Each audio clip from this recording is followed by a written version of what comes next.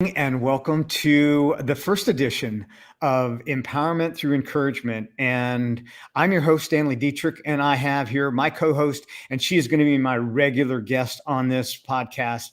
And this is Mendy. I'm going to let Mendy tell you a little bit about who she is, and then we're going to dive right into this topic about ADD and ADHD.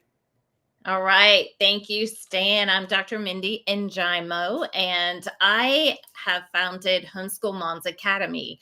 And we work with homeschool moms with curriculum, trying to help them find an easy way to facilitate their curriculum, as well as providing encouragement for them. You know, homeschooling's not easy. Schooling your child, having children's not easy. So how do we actually make that easier for moms, encourage them with our own personal stories of how things went right or didn't go so right? Sometimes just the best way to learn is from others or through failure, right? Yeah. So we're just here to do that today. And I'm super excited to talk about the topic of ADD, ADHD. I have so many moms who think their children are exactly that. And I had one who they told me should be diagnosed. So Stan, if you want to start out with your story, that would be fantastic. Yeah, I have. When I introduce myself to people and I go and I talk to kids at schools or whatnot, what I do is I tell people I have one superpower, and it is ADD. And so I do not sit still very. And so when I share that, I kind of demystify this prim and proper and just be sitting still. I tried to stand on the podium for a speech and talking, and I was fidgety. So yeah, I felt better when I walked back and forth. That's my zone. So sitting here doing this, if I move a little bit too much, just bear with me because that's just who I am. And I want to give you the permission to give yourself permission to appreciate the differences and the strengths that are seen differently. Give yourself permission to celebrate that and to acknowledge it and just embrace it. That's really the key. I've had ADD all my life. I've never taken medication for it. I grew up in a very, very poor family. I tell people that the home that I grew up in, the termites had to hold hands just so that the walls wouldn't fall over, okay? And that was before we moved into the house my mom bought. But we lived there for several years. And growing up in that environment, we didn't have the capacity to buy medication. And thank God that we didn't, because it allowed me to express my unique strengths. And for some people, it was kind of annoying because they didn't understand it. I didn't fall in the quote unquote normal protocol. But let me ask you a question. And I want you to think about this, and you can put this in the chat. And if you're watching this on YouTube later, I want you to put it in the comments because you're not alone. But we have these things called standardized tests at school, right? Yeah. Mm-hmm. Now, this is coming from an ADD perspective. If there are no standardized humans, how does a standardized test tell us if we're standard or if we're not standard? Okay. So this is the idea. And it took me a lot of years to process my strength because I saw myself as different, but other people saw me as different. And there were negative sides and there were positive sides. I'll tell you a positive side for the first. I was in the second grade, and Mr. Wrigley, who's probably no longer with us, saw my energy. Yeah. And in the second grade, he bought me a 2-year membership to the YMCA. And he said, enroll him in everything. Awesome. Okay? This kid has so much energy. We need to channel it rather than suppress it, rather than to box it up, rather than to standardize and label them. Yeah. Let's channel this. Okay. Yeah. How do we have the Hoover Dam? We channeled that water energy. And guess what? We got a lot of power from that. It's the Yeah. same way that I want to encourage moms with a child that has either been diagnosed or that they have ADD, and Yeah. know that the things that we incorporate with them are much different than the standardized normal child. There's no normal. Okay, there's just not no normal. All Yeah. right. Yeah. Um, so that gift to me set my life on a trajectory, and I'll always remember that man for what he did. He made an impact on my life, and it was it was priceless. Yeah. So what else can we do for others and appreciate their superpowers, their strengths, their giftings, Yeah. and not label them or make them feel labeled that they're different? And I don't know what the word is that I want to use, but just appreciate their uniqueness, Yeah. and not take it as a defect. Right. It's a special. Yeah, absolutely. And I think one thing about that is not putting that shame on a child. When That you label that child, you're putting shame and inadequacy and I'll never live up and I'm not as good as. But that's really not how God has designed us. He's designed us perfectly with the intention to succeed in the way that you need to succeed. So my husband is also ADD, had it his whole life, never was diagnosed and never did medication. When he's an adult, he's like, maybe I need medication. But I think you've hit on something here that's so powerful for parents, and that is channeling that.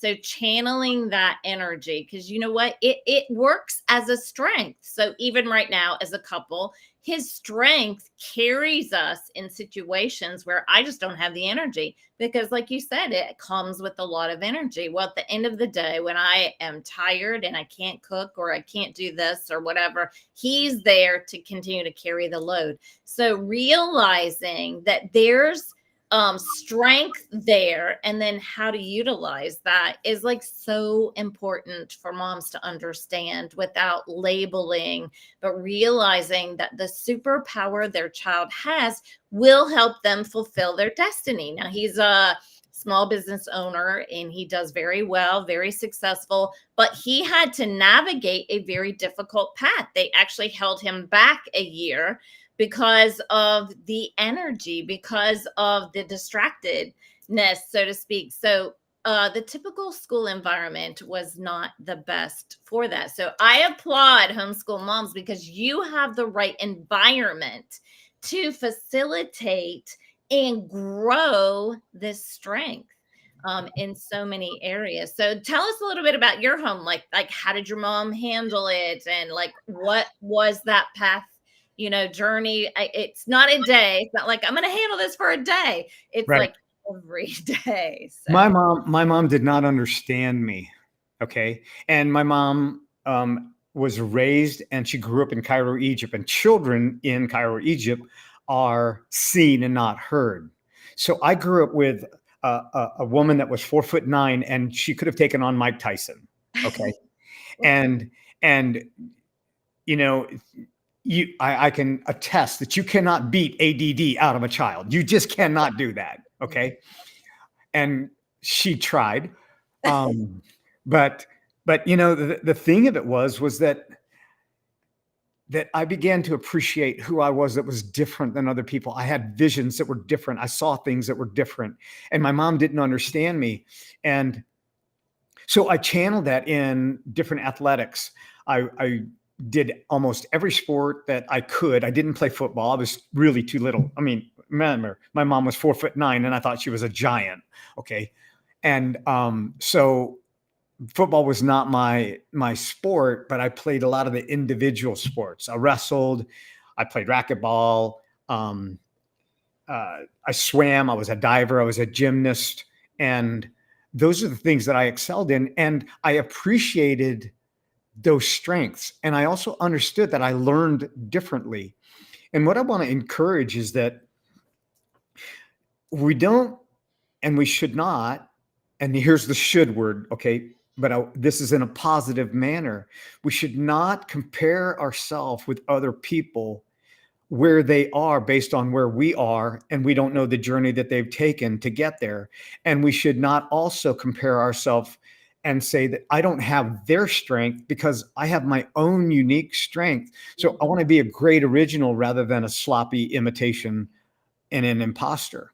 And this is where I think a lot of that judgment comes in, because some of the things that we judge ourselves based on is, let's just say, the grade system. Now, I know we have to have a grade system based on, where we're to give kids kind of an idea, but it should not judge their identity as much as it does. And a lot of the questions begin with, how come I'm not smart enough? Yeah. Rather than, how am I smart and how can I channel that? Yeah. So when we get to feeling like our child isn't smart enough, what are we basing that on? The grade system, the A through F system? I remember I got a D plus and I celebrated. Okay. Hey, I made it out of the D's, right? I got a D plus. It was almost a C minus. And I remember that. And the thing of it is, I didn't know enough to let other people suppress it. Maybe because I was just so hyperactive. Yeah. And, I took that as I was able to do things that other people couldn't do because of my energy level. That's right. That's And exactly. when I'm able to think on my feet, I would wake up in the middle of the night and I would have a different vision of how I was going to achieve something or accomplish something or execute something on a job. And as I began to appreciate that, then I understood a little bit more about me. Now, when I got married, then when we were having kids, I said I did not want to have lethargic children. I wanted hyperactive children. Okay? And God answered my prayer, and I got a hyperactive child. Okay? All right. And the thing of it is that I appreciate both of their values. Yeah. Then I also appreciate their learning styles are different. Now, Yes. the teachers, my son wasn't doing so hot in school, and we did not put him on medication until he was in high school. And because I'm not a medication person, okay? Yeah. I'm not a pharmaceutical driven person. And I just thought, I never had medicine. We can manage this. Now, one of his learning abilities, one of his styles of learning was, we put him on a skateboard or on a bike and did some math numbers with him, and he could recite them. And it was like, how does he learn differently? Yeah. I want to say he was in the 3rd grade, and he wrote this book. And now he was into skateboarding. Now my son could watch somebody do something and he could go and duplicate it. It's like he was out skating his friends that had been skating for a long time. He was out biking them. He was out swimming them, out diving them, all these things he was doing, and he didn't really have to practice. And that was one of the downfalls of ADD and his gift. But that's another story. But the idea of it is that he wrote this story about him meeting Tony Hawk. It was a fiction story. It wasn't true. He didn't meet Tony Hawk, but he created this. Right. And then he got to read this in front of the entire class, okay, Wow. the entire 3rd grade. And it was amazing, the work that he did and his creative mind. It wasn't, how was he smart compared to what the standardized teaching is? Yeah. How was he? How smart was he in his own world? And it was amazing. It was, his imagination was expansive. His creativity was unique. And this is what I want to encourage homeschool mom is, maybe there's a different style of teaching the same material that really, it's frustrating because you've never seen it done, but maybe that's how God's going to use you. Yeah. He's going to do something so unique that only you are going to experience this. You're the pioneer of this for other people. And the more that you demystify it and destigmatize it and get with other moms and go, oh my gosh, you put Johnny in the tub and you did his math Yeah. scores with him and he can remember. All right, Yeah. how can we incorporate that? At the end of the day, a lot of the stuff that I learned in school, I don't remember. It Yeah. hasn't made me or broken me. Yeah. Things that I found that are important are the things that I'm going to take that are going to impact and empower other people as well as myself. Yeah, absolutely. And I love that. I love how you said skateboarding, he could learn his math facts. And I think that's true. I saw a chart not too long ago that said, here's how the times of homeschool moms should be. Like maybe 30 minutes to an hour of actual sit down structure time. But then, you know what? You can go to the garden and learn more math and calculations in your head than you ever could sitting there on the paper. So finding those hands-on activities that teaches at the same time is huge for this superpower. So that is an incredible example of how that takes place. And like you said, the more that they're acting, interacting, the brain is just going at that point. And so getting that information in there is so easy. So building a curriculum style based on that is perfect. And then also just, I know we just have a few minutes left. We have so much to talk about with this particular subject, so we'll revisit it. But I did want to talk about like the energy level of moms. I've seen some moms who are very introverted and very low key having to raise children with ADD. So how do we help them with the energy level to be able to handle, to not to handle, but to really show the right path, or to not help them navigate their daily routine? What do you, just real quick, we got a couple minutes left. What do you think, just real short, and then we'll bring a lot back for the next time. Yeah, definitely. This subject and this topic right here is a great deal. But the one thing that I want to share is that put the mask on yourself first. Yeah. Okay. So find a space where you can get re-energized. Yeah. And And when he grounded. says put the mask on yourself first, that means like from the airplane. When the Yeah. stewardess says, Yeah. hey, you grab the mask first and Yeah. get your own oxygen before you deliver it to your child. That's what we're talking The about. oxygen mask, not the other mask. Okay.